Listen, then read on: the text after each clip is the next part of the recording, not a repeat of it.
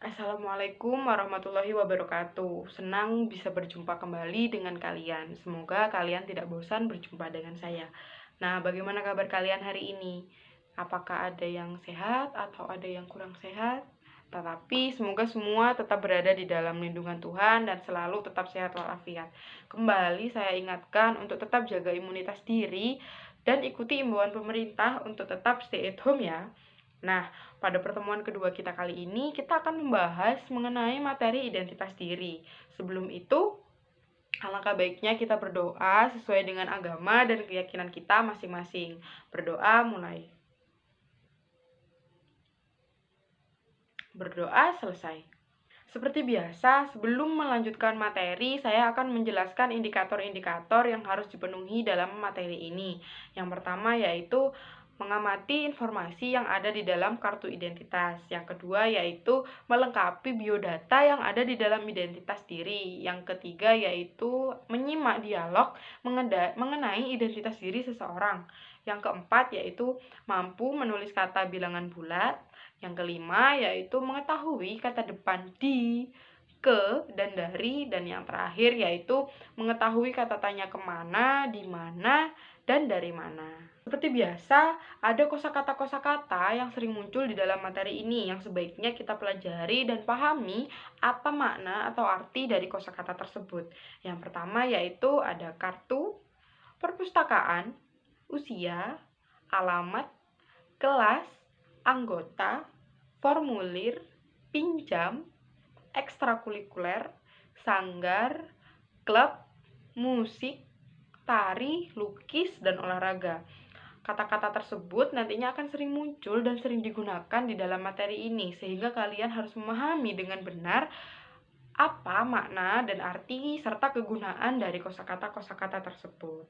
Di sini saya akan menampilkan kartu identitas diri dari seorang siswi. Di sini terdapat nama, kelas, nomor anggota, dan alamat rumah.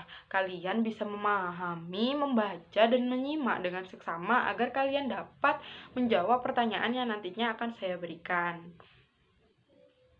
Di sini saya akan menjelaskan sedikit mengenai kartu identitas diri. Ini adalah kartu identitas diri dari seorang siswi SD atau sekolah dasar kelas 5C yang bernama Alia Julia dengan nomor anggota 576. Alia Julia ini bertinggal di Jalan Rawamangun Muka nomor 17, Jakarta Timur. Nah, setelah kalian memahami, menyimak, dan melihat bagaimana bentuk kartu identitas ini, saya akan memberikan kalian pertanyaan. Kalian juga harus menyimak dengan seksama pertanyaan-pertanyaan yang saya berikan ya.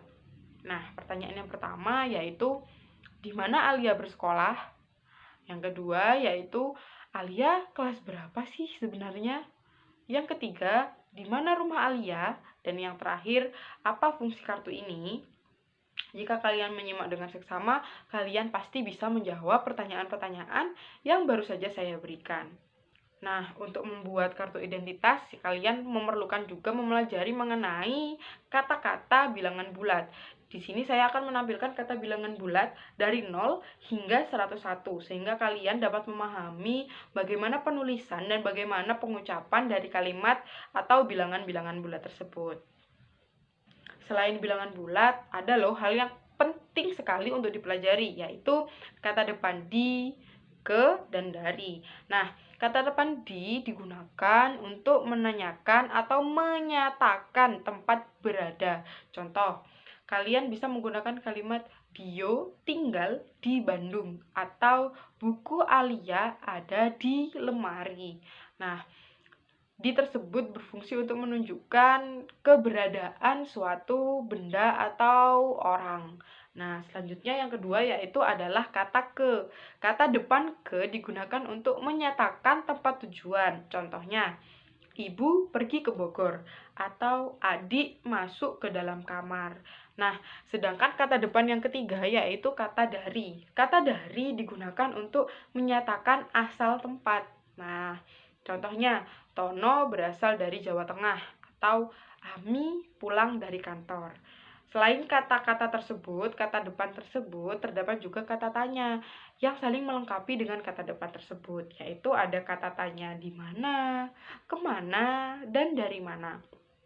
Kata tanya di mana digunakan untuk menanyakan tempat berada. Contoh, di mana kamu tinggal? Atau mungkin contoh lain, di mana Roni bekerja?